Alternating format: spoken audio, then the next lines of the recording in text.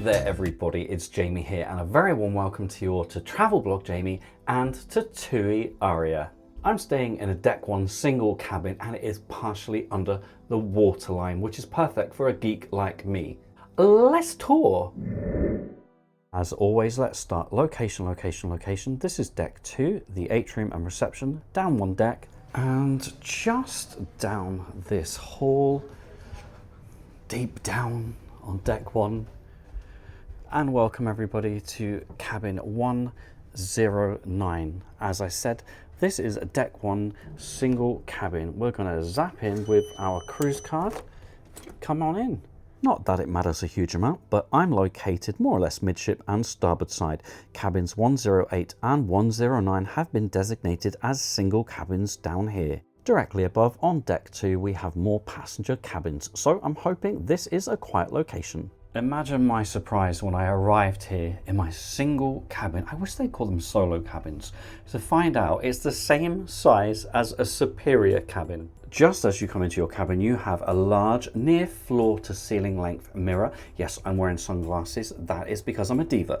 You have your AC unit, and I've got to say the AC on this boat slash ship is working remarkably. It's fabulous.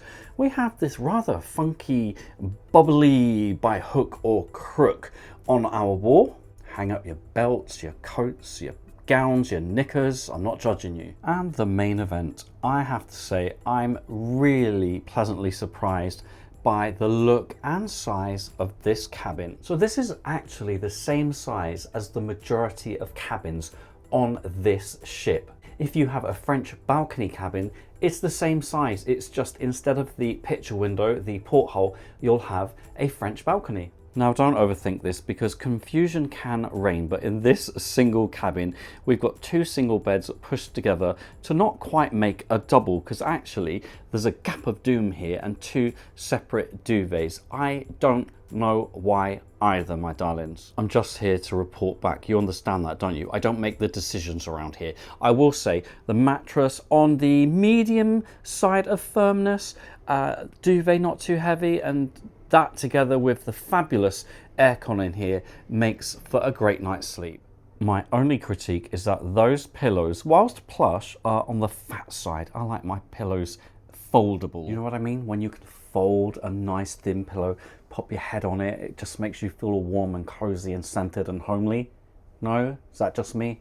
My initial impression on coming into this cabin for the first time was, wow, this has a lot more space than I was expecting, including floor space, and more than some cruise ship cabins I have sailed in. I love the fact that we've got two chairs and a table here. You know, I could have a guest, couldn't I? It just means you don't always have to sit on your bed. Just imagine you have your French balcony here, turn those chairs around with a glass of bubbles or something. Gorgeous. As it stands, no, we've got a porthole, but I did sneak into a French balcony cabin when I boarded. This is what it would look like. Notice the same size as my cabin and actually two single beds pushed together. Maybe that's the norm. Shh, don't tell anybody I did that, okay? Thank you. So yes, we have a porthole. I mean, it does let in quite a lot of natural light, and the waterline is about here, by the way. So all of this is water. Yes, you're underwater. I may be low down, but I still have the views. One of the main questions I've had online about this cabin is, can you see and hear the water sloshing against the wall of your cabin and against your window? I'm gonna shut up and let you listen. Are you ready?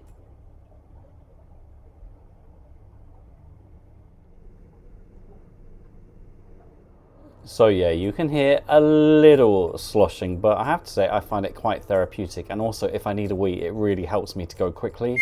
What is noisy, however, is when a boat passes in close proximity. In all seriousness, if you're looking for a more affordable river cruise, taking a cabin like this over a French balcony cabin can save you hundreds, possibly over £1,000. And in case you're wondering, these curtains are absolutely fabulous at blocking out the light.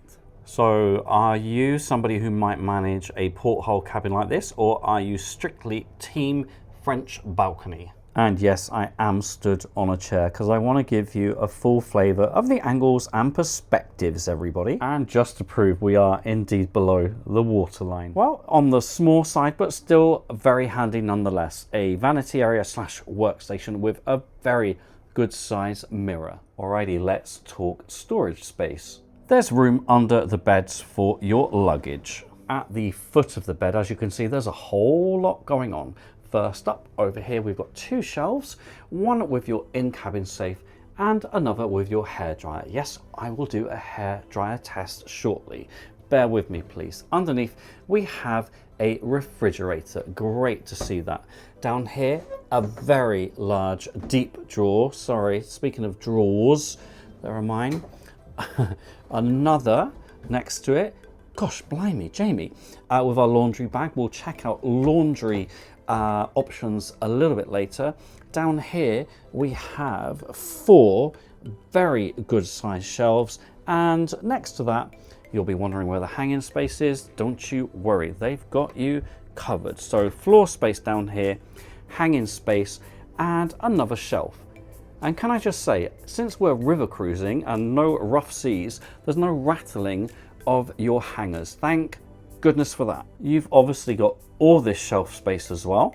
Both sides of the bed we have a shelf and two good sized drawers. By my reckoning, that makes four either side of the beds. You could absolutely use your vanity area as shelf space. Above your television, there's also a very long shelf that you could use. And that brings us to the bathroom situation. Come on in. Well, first of all, there is a sliding door, no glass panels here. All right, I'm just going to dim the lights because the downlight is playing havoc with my lens. So imagine this with the lights on. Welcome to the bathroom of life on a river cruise boat. Let me tell you now, I've had smaller bathrooms than this on cruise ships, so I'm very pleased with the size of this. We've got a really good sized mirror on the back wall, and as you can see, loads of shelf space as well. Hey Tom Ford, I love you so much. There's also ample shelf space around the sink basin. Good use of space down here. We have a shelf. There are two shelves in this cupboard, and next to that we have our bin hidden away beautifully. You'll never believe this, but there's even room for your one cheek, two cheeks, rah rah rah. Oh, don't get sucked in, no, no, no. And I say that with massive caution all over it, because listen to how powerful this is. Are you ready? So powerful, in fact, that I can hear my neighbours flushing. They flush a lot as well. I don't know. Sorry, let's not go there. Let's do an on-the-John test. How much legroom do we have? Oh, ample, I would say. You can even pop them out there in your cabin if you really want to. Torture device to see all your imperfections. Thank you for having a shaver's only point right by the shelf and not up there, so all your bits and bobs, odd and sod, nick and that brick and brack are hanging. We have an awesome shower here on board TUI Aria. Be careful, it's not an outie. I nearly pulled it off its hinges on the first day. It's quite simply an innie. Now then, you could easily fit two people in here should you wish. We have a very handy shelf. It's a maneuverable shower head situation, which you know I love. Oh, and yes, there's also a washing line of life. Absolutely love the fact we've got molten brown products in here. Yes, mandarin and clary sage. Absolutely delicious. I mean, I haven't been eating them. Yep, a great space, plus it's pretty powerful and hot. Not gonna lie, these reading lights freak me out just a little bit. It's like something out of War of the Worlds. Socket situation. They are all European sockets. 1, 2, 3, 4, 5 and 6. Essentially more than enough, and 2 of them are either side of the bed, which makes my heart sing. No USB ports though, be warned. Bring your adapter if necessary. Shameless product placement. Get yours at travelblogjamie.com. Alrighty, some of the amenities to talk through. We've got 2 TUI water bottles here in our cabin, and yes, the water from your tap is perfectly safe to drink, but you might want some ice cold filtered water.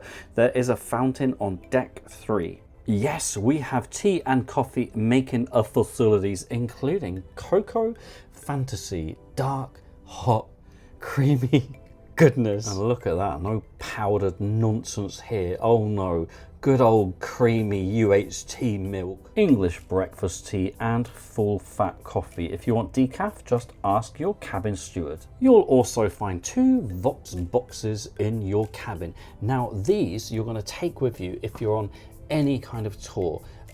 Plug in your earphones and you'll hear everything you need to, and also what you don't want to hear. You won't be surprised to learn there's no self-serve laundrette on board. However, if you'd like any of your dirty smalls done, here's a look at the prices. We do indeed have a television, and it's also maneuverable, which is quite useful if you want to watch it from one of the chairs. There is, however, not a huge amount to enjoy. The bow cam hasn't worked at all since being on board. Love the idea of the chart, but it hasn't updated since we were in Mannheim. That was about 3 days ago. Very handy to have a weather forecast, although it's not always been accurate. Like, can you see the cloud in the rain? I don't think so. And not a huge number of television channels to enjoy, I'm afraid. However, I know some of you are going to say to me, you don't go on a river cruise to watch TV, Jamie. Go on, who's just thought that? Was it you? Ye old famous hairdryer test. There are 3 speed settings. Speed setting number 1. Just a gentle blow. 2. 3. 3 feels the same as 2. Oh, it's getting hot. Oh, I mean, that is quite a powerful blow. If you've got a big hairy bush, you are in for a treat. Oh, God help me. And you. And would you look at that, folks? There's a cooler button, which I've been told is very important. So would you consider staying in a cabin like this with the waterline there under the sea? Sorry about that. Me personally, I'd absolutely stay in this cabin again. I'm enjoying the location, the amount of space and floor space, and some natural light. The storage space is fabulous. A handsome looking bathroom with a great shower. Fabulous AC. It's the same size as a French balcony cabin. If you can forfeit the French balcony for one of these portholes, you're going to save a lot of ka-ching most of the time. The main downside of this cabin, I can hear my neighbours flush, and whilst not a problem for me, you might not like being below the waterline or hearing the odd slosh of water. Well, what do you lot think? I'd love to hear from you. Drop those comments below. In the meantime, I'll see you all on the horizon. Mwah. Well, first of all, there is a sliding door, no glass panels here. Oh, Jesus! Absolutely. Another large drawer. Why have I got pants everywhere, in every drawer? Tea and coffee making facilities. Plus, look at this, look, folks. Cocoa fantasy. Ooh, almost erotic, isn't it? I can't say that. You're also for crying out loud. And of course, the big. And of course, the main question: would I stay in? Don't walk and talk, don't walk and talk, don't walk and talk. You're useless at it. You, Jamie, you there. Oh. Well, what do you lot think? Please do drop your comments below. I'd love to hit. Thank you for your support as we head towards 54,000 subscribers. Today's shoutouts go to my glorious and gorgeous tiers 3, 4, and 5 patrons. And yes, you too could become a patron. Just search patreon.com/travelblogjamie. For your personalized video messages, just search cameo.com/travelblogjamie. Thank you for watching, and don't forget we can follow each other on Facebook, Jamie W. Robbins, Instagram @travelblogjamie, and of course right here, right now on YouTube.